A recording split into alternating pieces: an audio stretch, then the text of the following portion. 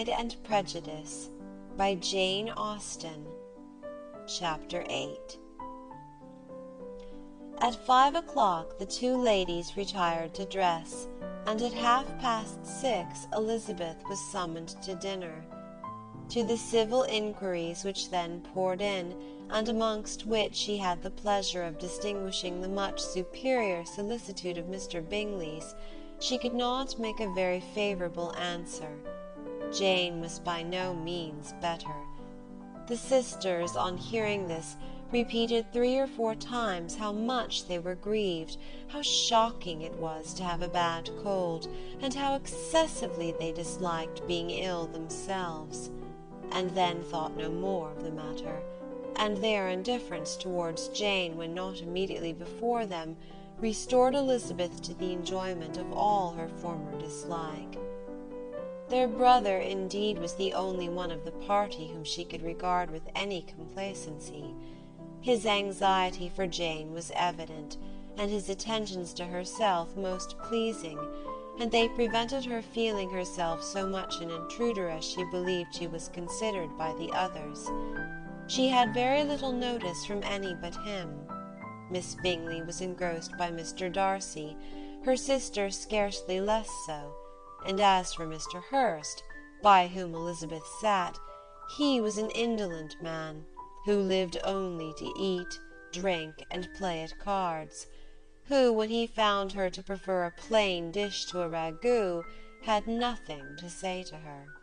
When dinner was over, she returned directly to Jane, and Miss Bingley began abusing her as soon as she was out of the room. Her manners were pronounced to be very bad indeed, a mixture of pride and impertinence. She had no conversation, no style, no beauty. Mrs. Hurst thought the same, and added, "She has nothing, in short, to recommend her, but being an excellent walker. I shall never forget her appearance this morning. She really looked almost wild." "Oh, she did indeed, Louisa. I could hardly keep my countenance. Very nonsensical to come at all. Why must she be scampering about the country because her sister had a cold? Her hair so untidy, so blowsy. Oh, yes, and her petticoat.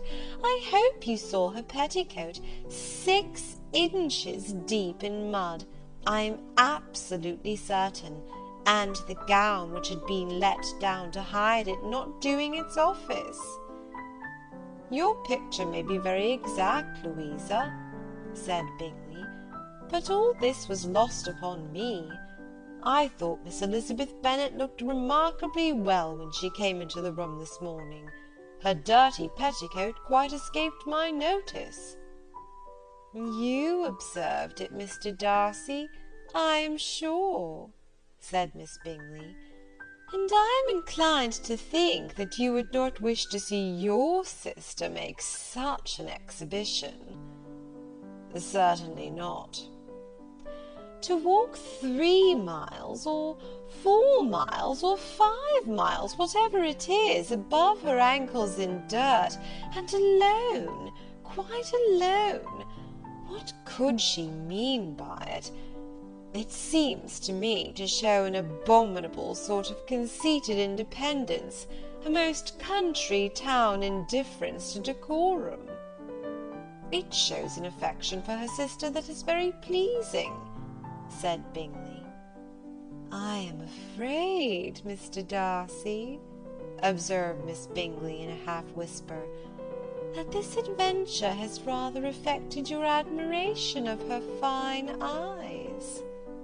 "Not at all," he replied. "They were brightened by the exercise." A short pause followed this speech, and Mrs. Hurst began again. "I have an excessive regard for Miss Jane Bennet.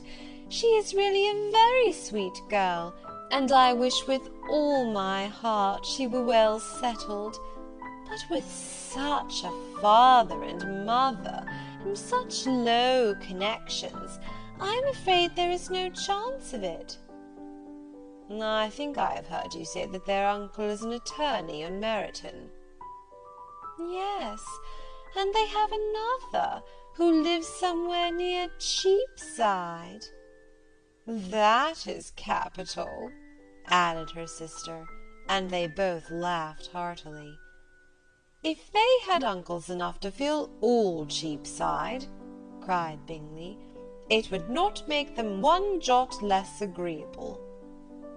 "But it must very materially lessen their chances of marrying men of any consideration in the world," replied Darcy. To this speech Bingley made no answer, but his sisters gave it their hearty assent, and indulged their mirth for some time at the expense of their dear friend's vulgar relations. With a renewal of tenderness, however, they returned to her room on leaving the dining-parlour, and sat with her till summoned to coffee.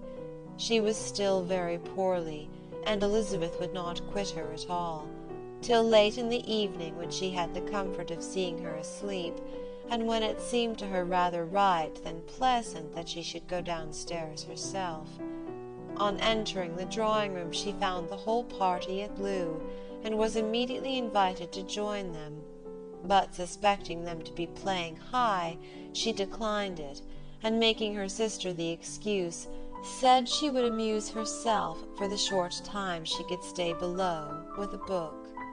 Mr. Hurst looked at her with astonishment. "Do you prefer reading to cards?" said he. "That is rather singular."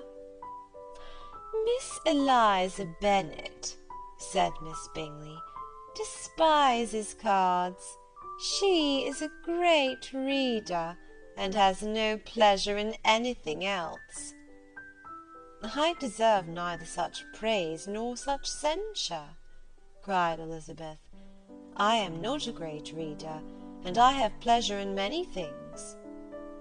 "In nursing your sister I am sure you have pleasure," said Bingley, "and I hope it will soon be increased by seeing her quite well."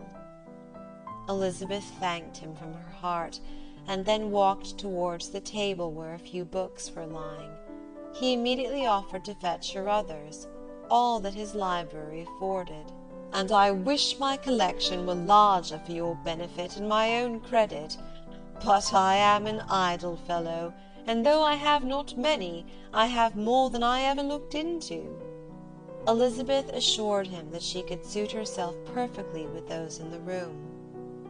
"I am astonished," said Miss Bingley, "that my father should have left so small a collection of books. What a delightful library you have at Pemberley, Mr. Darcy." "It ought to be good," he replied. "It has been the work of many generations."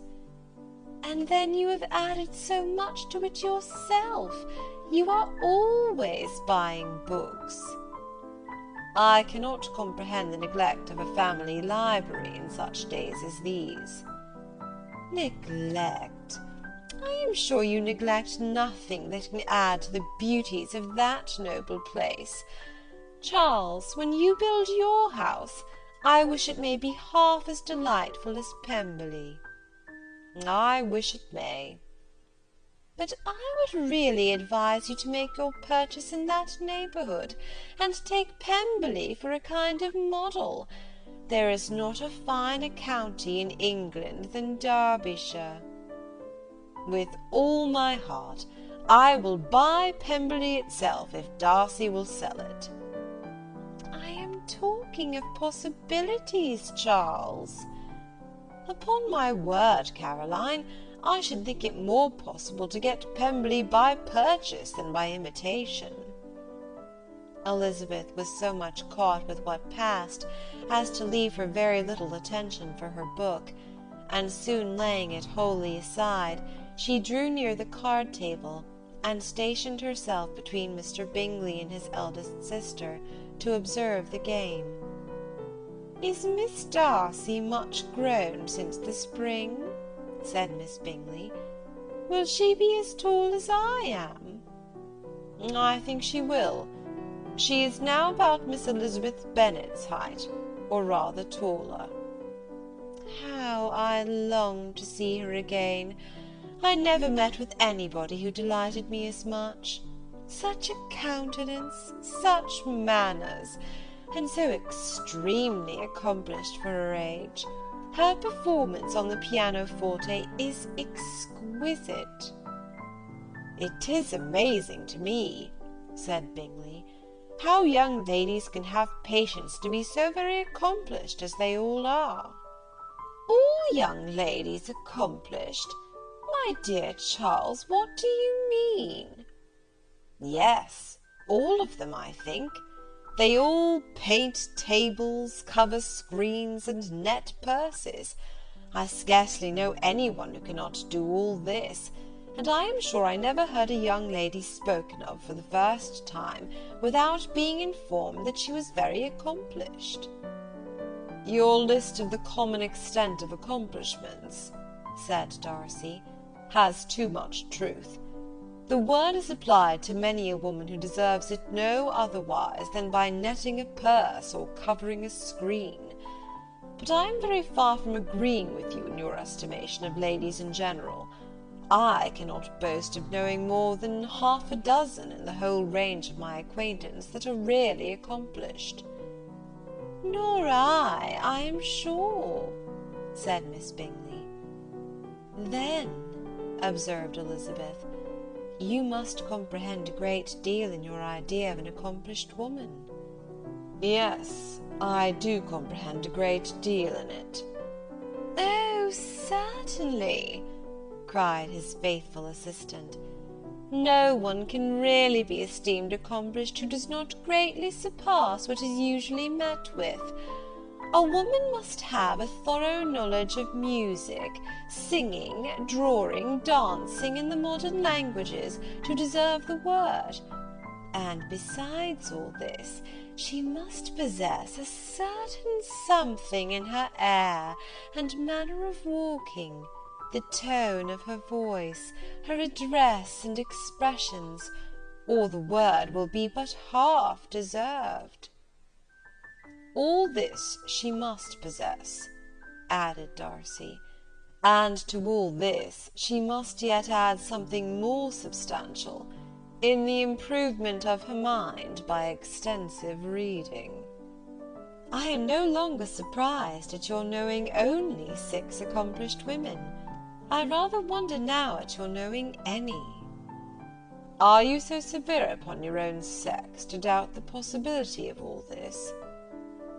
I never saw such a woman.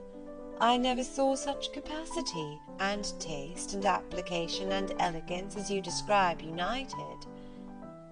Mrs. Hurst and Miss Bingley both cried out against the injustice of her implied doubt, and were both protesting that they knew many women who answered this description, when Mr. Hurst called them to order, with bitter complaints of their inattention to what was going forward. As all conversation was thereby at an end, Elizabeth soon afterwards left the room.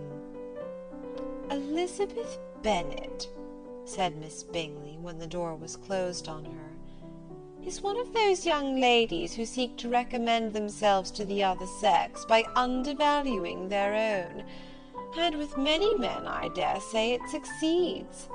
But in my opinion, it is a paltry device, a very mean art. Undoubtedly, replied Darcy, to whom this remark was chiefly addressed. There is a meanness in all the arts which ladies sometimes condescend to employ for captivation. Whatever bears affinity to cunning is despicable. Miss Bingley was not so entirely satisfied with this reply as to continue the subject. Elizabeth joined them again, only to say that her sister was worse, and that she could not leave her. Bingley urged Mr. Jones being sent for immediately, while his sisters, convinced that no country advice could be of any service, recommended an express to town for one of the most eminent physicians. This she would not hear of, but she was not so unwilling to comply with their brother's proposal, and it was settled that Mr. Jones should be sent for early in the morning, if Miss Bennet were not decidedly better. Bingley was quite uncomfortable. His sisters declared that they were miserable. They solaced their wretchedness, however, by duets after supper, while he could find no better relief to his feelings than by giving his housekeeper directions that every attention might be paid to the sick lady and her sister. End of chapter 8.